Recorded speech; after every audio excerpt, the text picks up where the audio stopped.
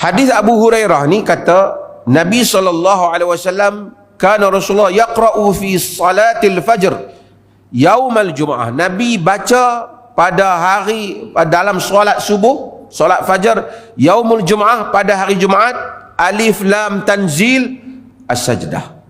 Surah Sajdah. Orang kita surah Sajdah tu Nabi baca pada hari Jumaat. Sunnah. Wa hal ata 'alal insan, dan hal ata 'alal insan.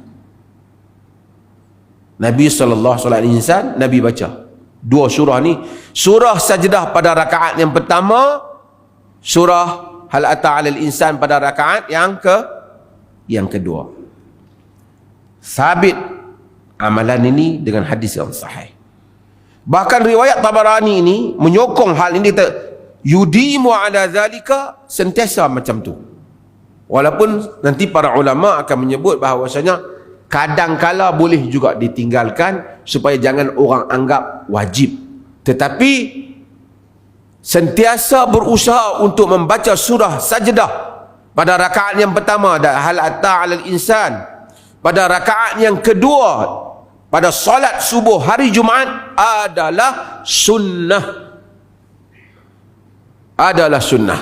Sebab itu dalam fatwa kita keluarkan pada masjid-masjid, kalau boleh imam berusaha untuk membaca. Kalau boleh imam berusaha membacanya. Al-Imam Ibn Qayyim Al-Jawziyah demikian juga yang selain yang menyatakan bukan kerana tujuan Nabi itu nak sujud sajdah tu,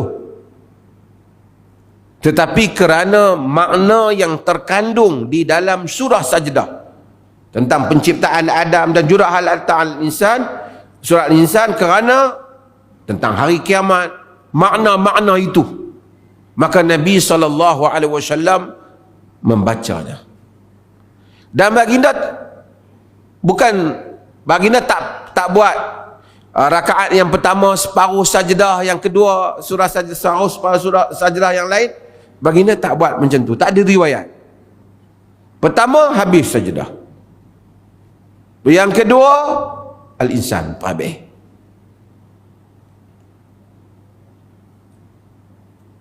Ini yang ada di dalam riwayat. Walaupun Ibn Rajab Al-Hambali di dalam Fathul Bari, Ibn Rajab Al-Hambali ini dia Ibn Hajar menulis Fathul Bari, Ibn Rajab juga menulis Fathul Bari, syarah Sahih Bukhari. Dia menyatakan, dia nukil ada salaf yang menyatakan sebab suka untuk sujud sajdah tu. Tapi itu nukilannya. Tapi kebanyakan para ulama menyebut bahawasanya bukan kerana nak sujud tu, tapi kerana surah itu sendiri menjadi pilihan Nabi pada pagi Jumaat di dalam sembahyang subuh. Maka imam digalakkan membacakan surah ni. Digalakkan untuk membaca surah ni.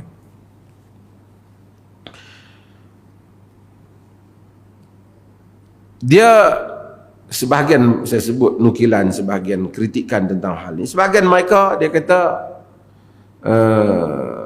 baca, dia kata satu juzuk, baca beberapa ayat dalam surah Sajdah, ambil sehingga sujud saja, selepas itu tambah 2-3 ayat, kemudian masuk rakaat yang berikutnya.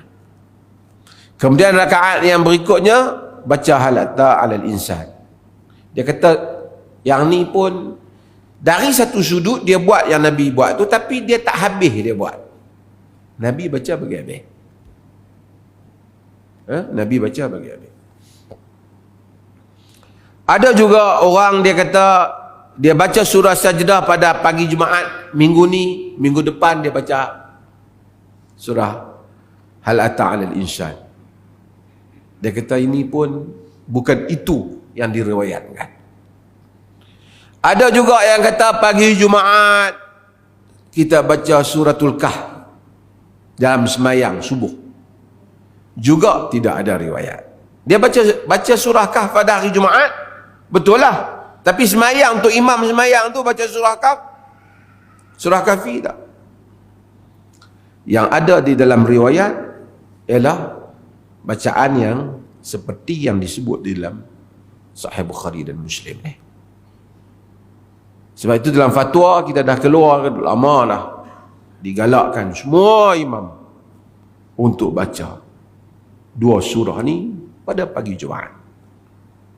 Melainkan kita berada pada satu tempat tepi jalan ke, kalau nak semayang ramai jemaah nak pergi kerja dan waktu subuh pula lewat, kalau baca tak ada naik bas lagi ke, terlepas nak pergi masuk pejabat ke, dia bolehlah baca surah yang lain pada musim-musim yang waktu subuh dia tu, waktu subuh tak pernah lewat. Subuh tu dia sentiasa mengikut terbit matahari.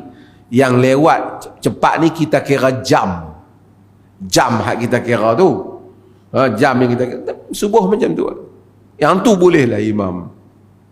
Dulu saya pernah dengar sebahagian orang, dia tak mau baca, dia kata bukan sunnah. Dia tu sunnah. Dia tak tahu kata ada dalam hadis bacaan 2 surah ni yang diamalkan oleh masjid-masjid seluruh Malaysia dan selain daripada Malaysia juga, merupakan sunnah Nabi SAW, seperti yang diriwayatkan oleh Abu Hurairah di dalam kes ni, dalam kes ni. Cumanya macam saya sebut tadi, kalau sekiranya takut orang tempat itu sangka kalau tak boleh baca surah ni tak boleh jadi tu imam, jadi siapa tak berani naik jadi imam hari Jumaat subuh? Pasal apa? Aku tak hafal ni. Kita mayang masing-masing lah. Kan macam tu, kalau takut sampai macam tu, sekali-sekala dia tukar surah supaya tidak dianggap bahawasanya telah sampai ke peringkat wajib untuk baca surah. Maka dengan itu orang yang nak jadi imam subuh ni, sunnah dia hafal lah surah ni, dia hafal. Masjid-masjid dia hafal. Kadang-kadang tu imam ni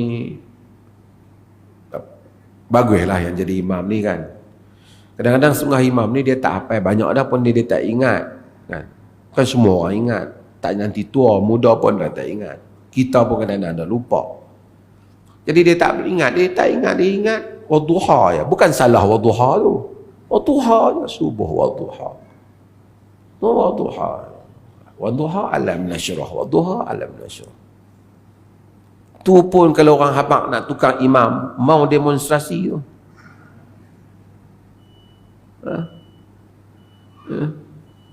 Kadang-kadang masalah. Bagi ruang lah. Ada benda dalam semayang ni melazimi sunnah. Hatta semayang maghrib, imam kalau ingat yang panjang sikit, kadang-kala dia panjangkan sikit maghrib. Orang belakang mesti dah mising, ui aku nak pergi makan nasi ni. Tengoklah keadaan. Kadang-kala kita panjangkan sikit. Jangan semua tiap hari maghrib pendek. Maksudnya solat di masjid lah. Melainkan di belakang kita tu kita tahu ramai orang nak pergi kerja maghrib tu. Nabi suruh meraihkan juga. Dalam hadis raihkan juga keadaan dia. Allah Ta'ala alam. Babat TV Sunnah, belajar agama baru alif.